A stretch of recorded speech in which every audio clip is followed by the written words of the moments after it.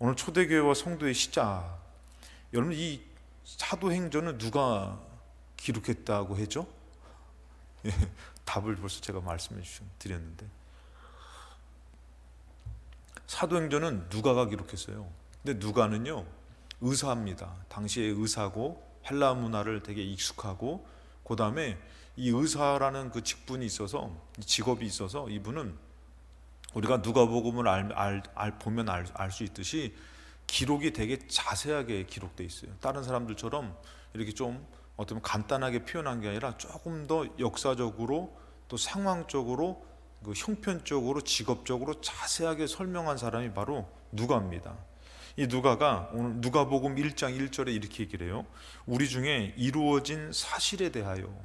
이 의사기 때문에 어떤 소문이 아니라 이 사실에 대해서 기록한 사람이 바로 누가예요. 제가 이 사도행전을 이제 우리가 철로역전 끝나고 어디를 같이 말씀을 나눴으면 좋을까 저 나름대로 묵상하며 기도하다가, 우리 교회가 좀 초대교회와 같은 교회가 되고, 초대교회는 참 어렵게 세워졌잖아요. 그리고 성도들도 초대교회 성도같이 됐으면 좋겠다라는 마음이 갑자기 이게 들더라고요. 그래서 저도 이제 좀 더 사도행전을 통해서 그 시대에 어떤 일이 있었을까라는 것을 좀 더 공부하고 기도하면서 같이 나눴으면 좋겠다라는 생각이 들어서, 이 사도행전이 이 신약의 어떻게 보면은 역사서입니다. 그렇기 때문에 여러분들이 이 사도행전을 통해서 보면은 이 사도 바울이 갔던 그 여정이 있잖아요. 그 여정을 이렇게 기록한.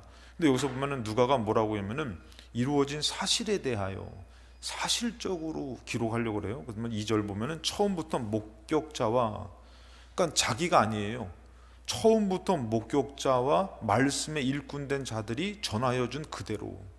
그러니까 사도 누가가 이제 이것을 그냥 쓰는 것이 아니라 처음부터 목격한 사람들, 그러니까 사실적인 사람들을 추적해 가지고 그 사실적인 기록들을 이렇게 수집한 거예요. 그리고 말씀에 일꾼된 자들이 전하여 준 그대로 내력을 저술하려고 붓을 든 사람이 많은지라. 그 사람들, 그 3절에 보면 그 모든 일의 근원부터 자세히 미루어 살핀 나도 그 사람 중에 속한 것이에요. 그 자료를 다 속하고. 여러분들, 사도 누가는 여러분들 어떤 사람이에요? 예수님의 제자 아닙니까? 예수님의 제자이기 때문에 자기가 갖고 있는 것만 아니라 정말 많은 사람들의 자료를 갖고선 사실적에 근거해서 기록된, 그런 기록을 하려고 했던 사람인데, 여기서 데오빌로 가카에게 차례대로 써보내는 것이, 그래서 이 데오빌로 가카라는 것은 어떻게 보면은 이게 어떤 사람을 얘기하는데, 조금 더 들어가 보면 어떤 뜻이냐면은 하나님에게 사랑을 받은, 또는 하나님을 사랑하는 그런 사람이라고 지칭하는 것이에요. 그러니까 어떤 특정 인물은 아니지만 왜 이렇게 조금 이 사람이 좀 감싸서 표현했냐면은, 이제 성서학자들은 로마의 한 관리일 것이다.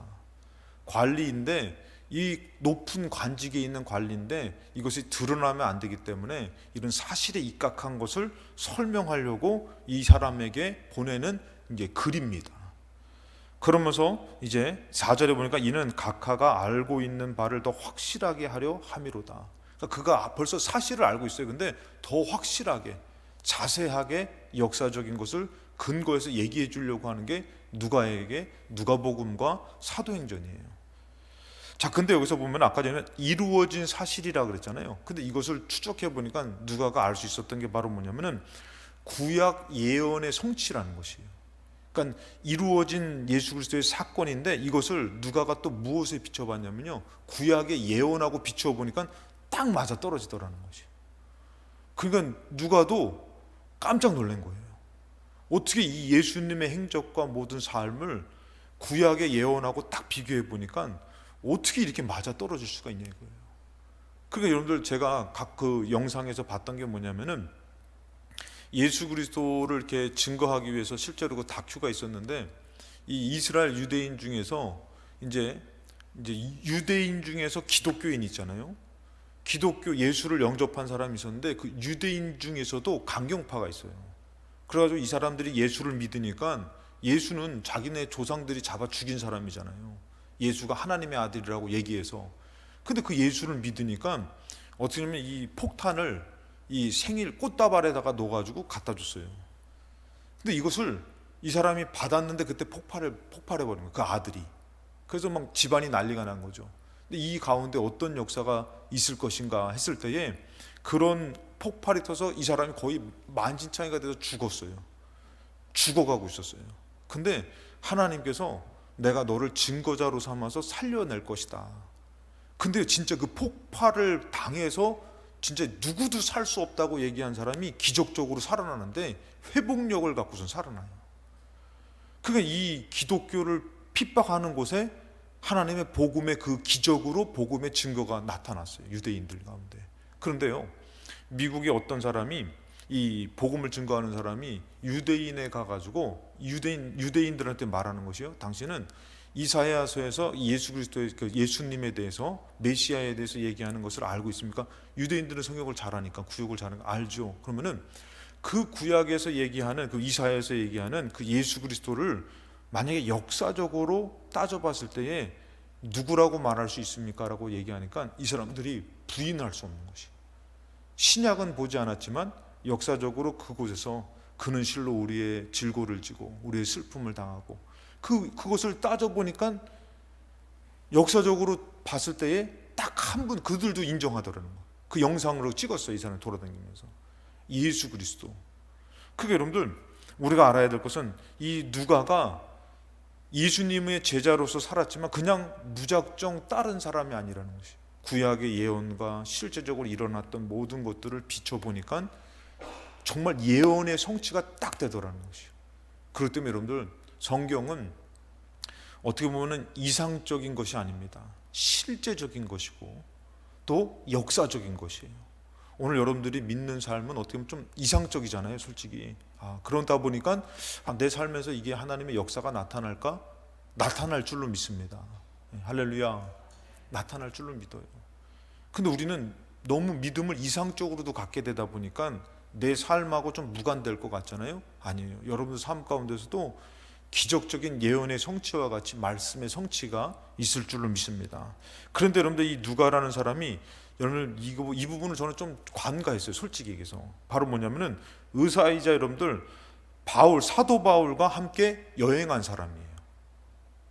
저는 이것을 우리 솔직히 얘기해서 사도행전 누가 썼어요? 누가가 썼잖아요. 그런데 여러분들 사도행전을 어떻게 썼어요? 들은 얘기로 쓴 게 아니라 누가가 직접적으로 사도 바울과 여행하면서 쓴 책이 바로 사도행전인 것이에요.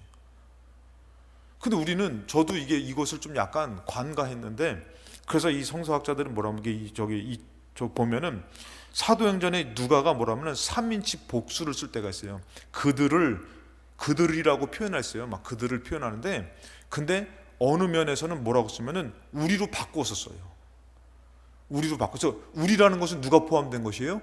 내가 포함된 거잖아요. 그러니까 이 누가가 3인칭적인 이 여행을 같이 가면서 그들이 저렇게 갔었다라고 얘기하는데, 어느 때는 어떻게 해요? 우리들은 그것을 봤다, 우리들이 어떻게 했다 하면서 자기도 포함해서 얘기한 거예요. 그러니까 절대 누가가 남의 얘기만 듣고 쓴 것이 아니라 같이 사도 바울하고 여행을 하면서 같이 들으면서 사도 바울하고 나누면서 쓴 책이 바로 사도행전인 것이에요. 적어도 성경에서 뭐라 하면, 그래서 첫 번째 여행이 말하면 드로아에서 빌립보까지 함께 했고요, 두 번째 여행은 빌립보에서 예루살렘까지 함께 했고요, 세 번째 여행은 예루살렘에서 로마까지 바울하고 같이 동행해요. 잡혀가는데 그 누가가 같이 동행해요. 그러면서 이 누가가 바울의 가르침을 듣고 이해해요. 그러니까 여러분들 바울이 여러분들 이제 큰 풍랑을 만나가지고 배가 파손돼가지고 섬에 들어가잖아요. 그리고 막 독사가 물고, 이거 바울이 기록한 게 아니에요. 누가가 그것을 다 보면서 그거를 다 기록한 것이에요. 그리고 로마에 가서는 이 누가는 자유가 있었기 때문에 그와 함께 얘기하면서 준비하고, 그 다음에 그의 모든 죽음을 본 사람이 바로 누가라는 것이죠. 적어도 2년간은 팔레스타인이 이제 거주했다. 이 바울과 예루살렘에 도착하여 로마로 가는 항해를 하기 위해서 이 로마로 이제 재판을 받으러 가잖아요. 그 사이에 2년이 있다는 거예요. 2년.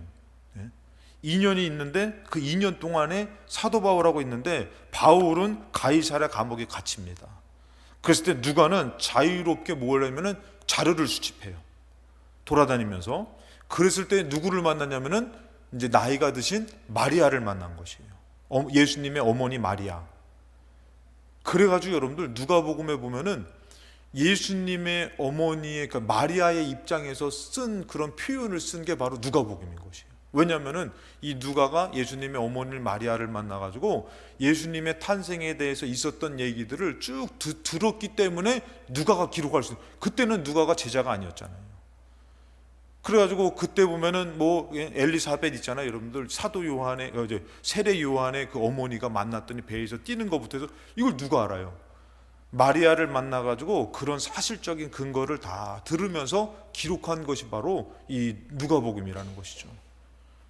그래서 마리아의 관점에서 역사적으로 정확한데, 또 왜 그러냐면은 옥스퍼드 대학의 고대 역사학자인 이제 강사이자 그들이 뭐라고 하면은 전문적인 그리스도 로마의 역사가다 누가는, 이렇게 표현했어요. 왜 그러냐면은 이 누가가 사도행전의 저자를 읽은 역사가다 이렇게 표현한 것은 배경과 지식이 정확하다라는 것이에요.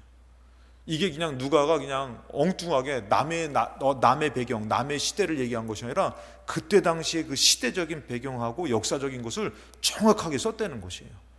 그러면서 뭐라면은 그때 시간과 장소, 세부 상황들이 정확한데 1세기의 에베소, 데살로니가, 고린도, 빌립보, 거리들의 광장에, 극장에, 집회 장소에 있었던 것들을 너무 정확하게 썼다는 거예요. 그러니까 오히려 여러분들 역사가들이 역사적으로 증명하려면 때로는 성경의 것을 맞춰 간다는 거예요. 근데 이 누가는 너무나 정확하대요. 특별히 여기서 보면 그때 당시에 정치적인 지도자들이 갈리오라는 사람이 있고, 여러분들 이제 사도 바울이 재판을 받을 때 베스도에게 받고 벨릭스에게 받고 베스도에게 받고 아그리빠에게 받잖아요. 그러면서 이제 베스도에게 내가 가이사에게 호소해가지고 로마로 가게 되잖아요. 그러니까 그런 모든 정치적인 것들이 그렇게 맞아 떨어진다는 것이에요.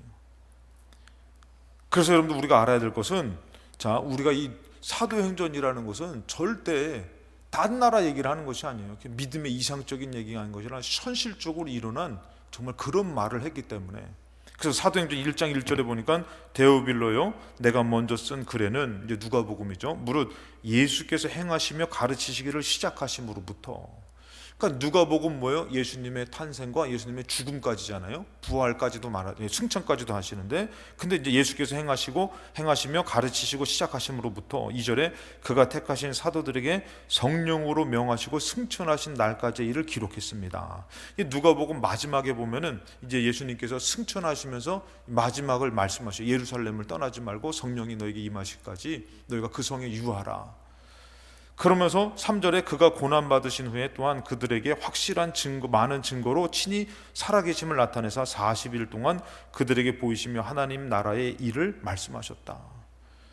그래서 여러분들 1권, 만약에 누가가 쓴 책을 나누면은 1권은 뭐냐면 예수 그리스도의 이야기고, 2권은 바로 뭐냐면은 예수 그리스도의 교회인데 성령의 이야기를 쓰는 것이에요. 그 교회에 나타난 성령의 이야기. 그래서 우리가 알아야 될 것은 첫 번째, 이 예수님께서 성령의 약속을 하신 것을 알아야 돼요. 성령의 약속이 뭐냐면은 사도행전 1장 4절부터 5절에 사도와 함께 모이사 그들에게 분부하여 이르되 예루살렘을 떠나지 말아라.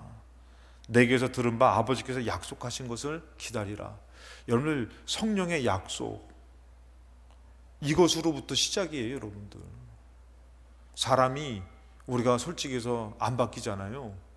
근데 우리의 삶이 안 변화될 것 같잖아요. 근데 여러분들, 하나님은 약속하셨어요. 너희들의 힘으로는 안 되는 것이에요. 우리 힘으로는 안 되는 것이에요.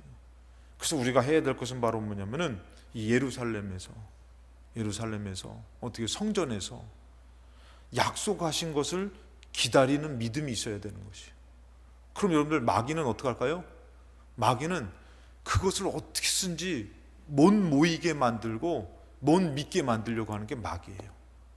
그래서 예배드리지 못하게 만들고, 기도하지 못하게 만들고, 모이기를 힘쓰지 못하게 만들고, 그러다 보니까 어떻게 해요? 세상이 바빠지게 만드는 거예요. 그러니까 약속하신 것을 믿지 못하고 믿어도 나아가지 못하게 만들어. 그래서 여기서 보니까 5절에 보니까 뭐라 그래요? 요한은 물로 세례를 베풀었으나 너희는 몇 날이 못되어 성령으로 세례를 받을 것이다.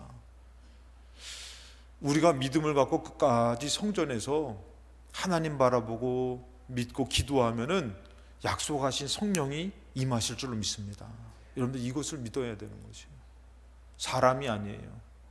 목사도 아니고 뭐 장로님들도 아니고 권사님도 아니고 어머니도 아니고 아버지도 아니고 누구도 아니에요.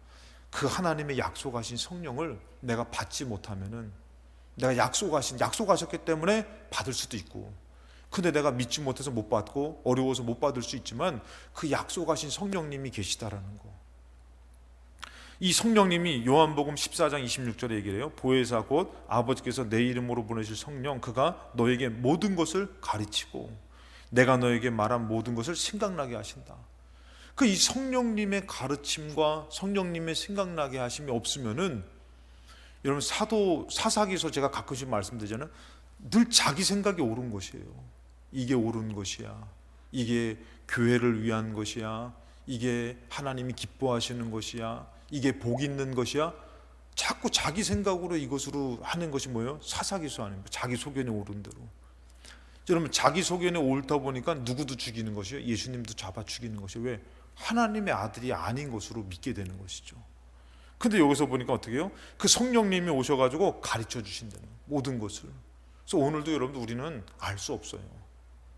지금 오늘 살았지만 내일 살아보셨어요? 제가 늘 말씀드리지만 내일 어떻게 될지 몰라요, 여러분들. 근데 성령님이 어떻게 해요? 가르쳐 주시고, 그 다음에 생각나게 하시고, 예수님 하나님의 말씀이, 예수님의 말씀이 생각나게 하셔가지고 이들이 어떻게 살아갈 수 있는 것이에요? 이제는 믿음으로 살아갈 수 있게 바꿔주시는 분이 성령님이신 것이에요.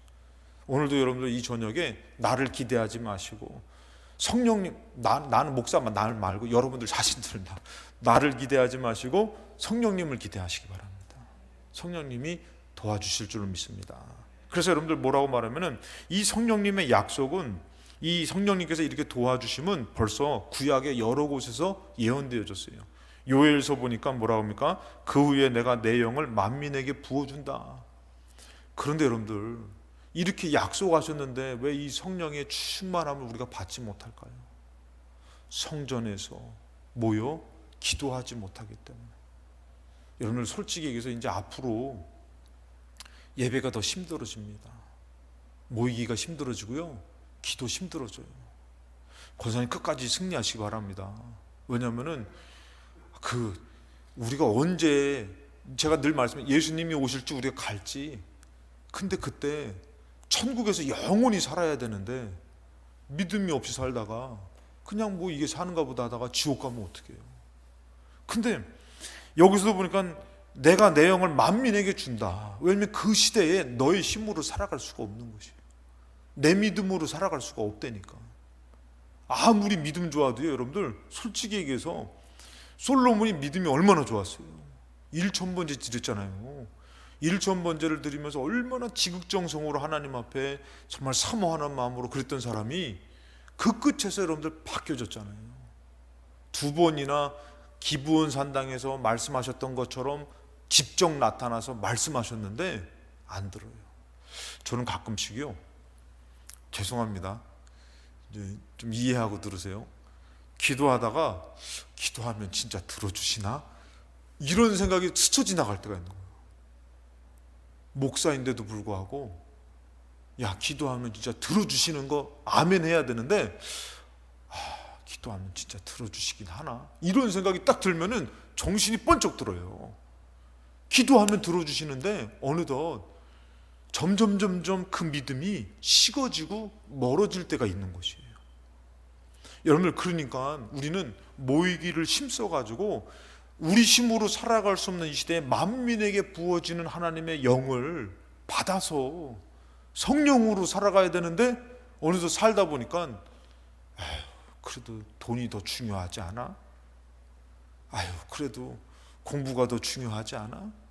그래도 친구가 더 중요하지 않아? 하나님이 다 이해해 주시겠지? 그러면서 살 데가 없냐 이거예요. 그러면 어떻게 해요? 멀어지는 것이에요. 그러니까 만민에게 부어지는 성령을 받지 못하는 것이에요. 여기서 보니까 뭐래요? 만민에게 부어준다.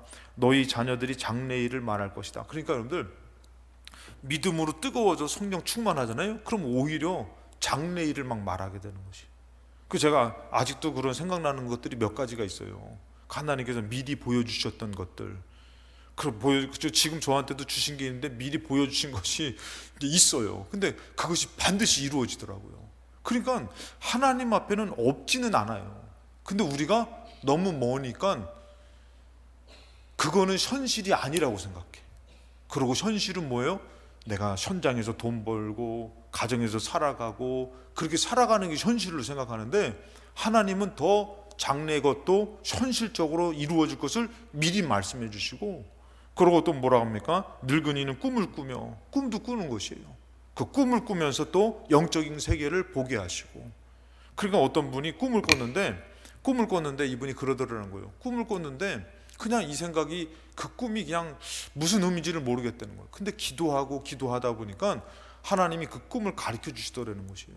근데 그 꿈의 해석을 해보다 가깝게 돼 보니까 자기의 영적인 부족함과 내가 무엇을 해야 될지를 깊이 깨닫게 되더라는 것이에요.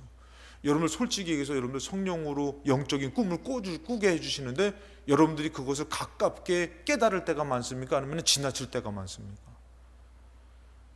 우리가 성령님으로 충만하지 않으면요, 영적으로 꿈을 꾸게 해주셔도 지나쳐요. 그리고 깊이 있게 깨닫지 못해요. 그래서 잘못도 해석하고. 그러니까 우리가 영적으로 성령이 충만해서 이 성령으로 가르침을 받고 인도함을 받고 깨닫고 말씀이 생각나지는 역사가 우리에게 있기 위해서 성령 충만함을 사모해야 될 줄로 믿습니다. 그래서 또 뭐라고 하면은, 우리가 이사야에서도 성령에 대해서 예언해요. 뭐라고 하면은 이사야 32장 15절 말씀에 마침내 위로부터 영을 우리에게 부어주신다. 위로부터 내린 영이니까 우리가 위를 알 수가 있게 되는 것이에요. 땅을 아는 것이 아니라 위를 알 수가 있게 되는 것이에요. 그리고 하나님의 세계와 또 영적인 것, 올바른 것을 깨닫게 되는데, 이 위로부터 영을 우리에게 부어주시는데, 광야가 아름다운 밭이 되며 아름다운 밭을 숲으로 여기게 될 것이다. 그러니까 여러분들, 우리가 이 땅을 살아가는 것이 광야 같은 삶이잖아요. 지금 초대교회에 성령님이 임하기 전에 얼마나 광야 같았어요. 얼마나 저주스러워요.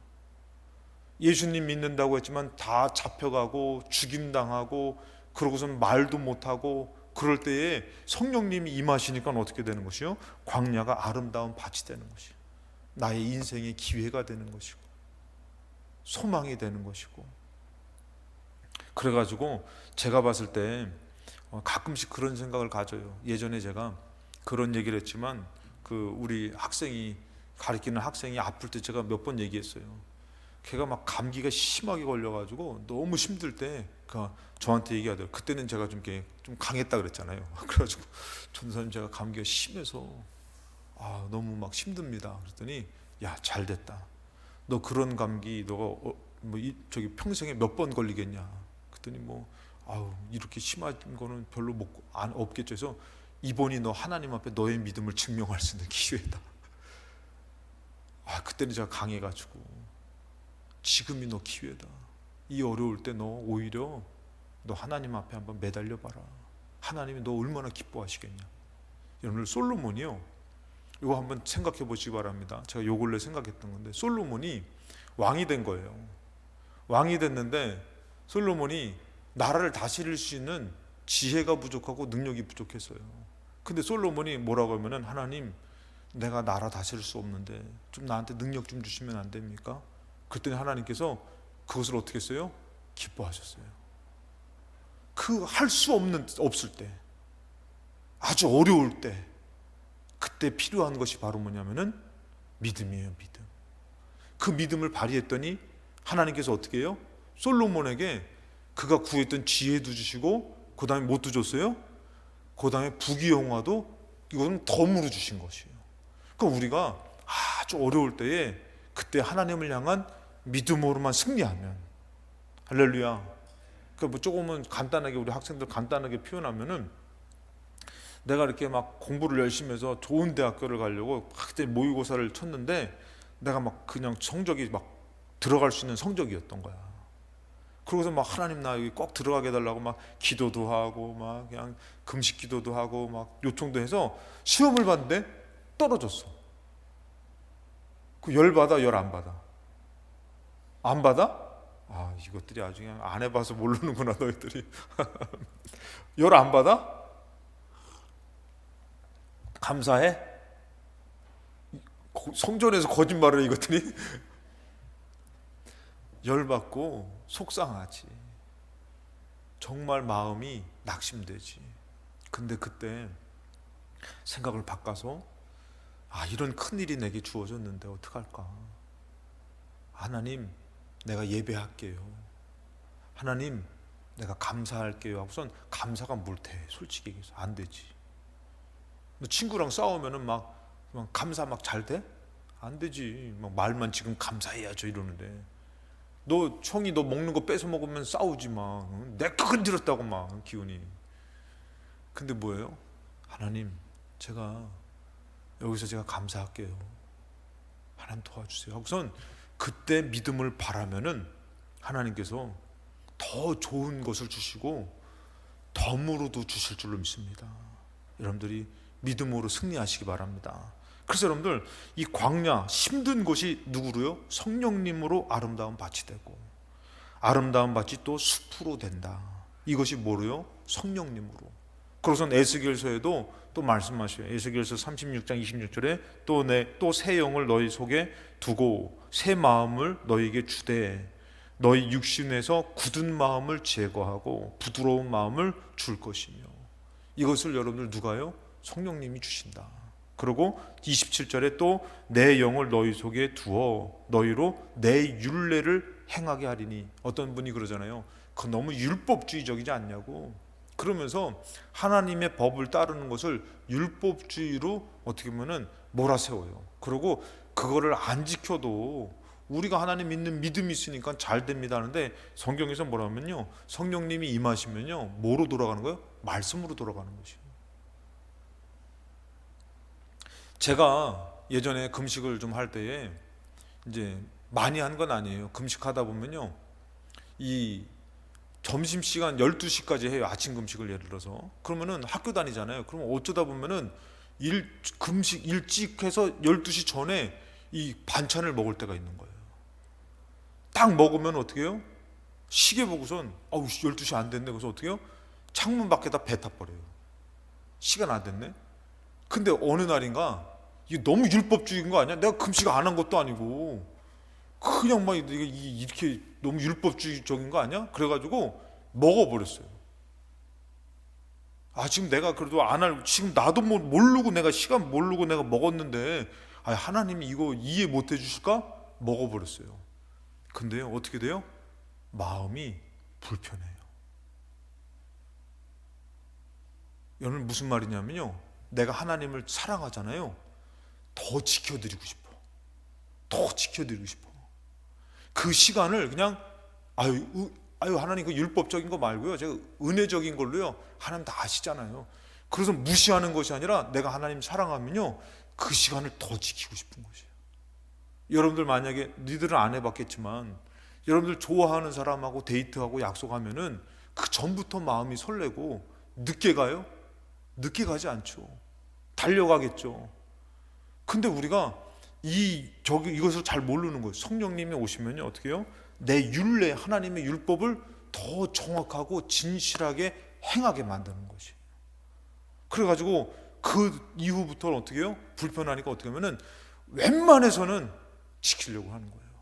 그때는 또 저희 어머니가 그러더라고요. 이제 김 목사 아침 금식하는 정도는 그냥 무슨 물을 마셔. 물도 마시지 말아야지. 이러니까 어떻게 해요? 또 찝찝하고. 그래서 가급적이면은 안 먹으려고 하는데, 가급적이면은 이게 뭐예요? 더 지켜드리고 싶은 거지. 그냥 이게 율법주의적이라고 해서 더 끊으려고 하지 않아요, 여러분들. 성령님이 오면요, 여러분들 솔직히 해서 다윗이나 다니엘이나 요셉이나 야곱이나 다 성령의 사람이라고 치면은 예배 생활을 잘할까요, 못할까요? 잘하죠. 그 너무 율법주의적이라고 막 거절할까요? 안 그래요. 더 지키고 싶어. 더 따르고 싶어. 기도한다고 목숨 내건 사람이 다니엘인데. 그게 여러분들 여기서 보니까 율법을 행하게 한다. 성령으로 너희가 내 규례를 지켜 행할지라. 그러니까 여러분, 율법도요, 말씀도요, 내 힘으로 안 돼요. 성령님으로 되는 것이에요. 성령님이 오셔야지만 나도 신앙생활을 제대로 할 수가 있고 따를 수가 있고 승리할 수 있어요. 그래서 우리가 알아야 될 것은 두 번째, 이 성전에서 성령으로 시작되는 것이에요. 4절에 보니까 예루살렘을 떠나지 못하고 몇 날이 못 돼요. 몇 날이 못 된 것은 오순절을 얘기하는 거예요. 예수님 부활하시고 승천하시고 그 승천하시고 몇 날이 못 돼요라는 건 열흘 있으면 오순절이에요. 열흘. 그러니까 우리가 성령 받는 것은요, 오래 걸리진 않는데 우리가 인내하지 않고 구하지 않아서 못 받는 것이. 이것은 약속하신 것이기 때문에 반드시 주시는 것이에요.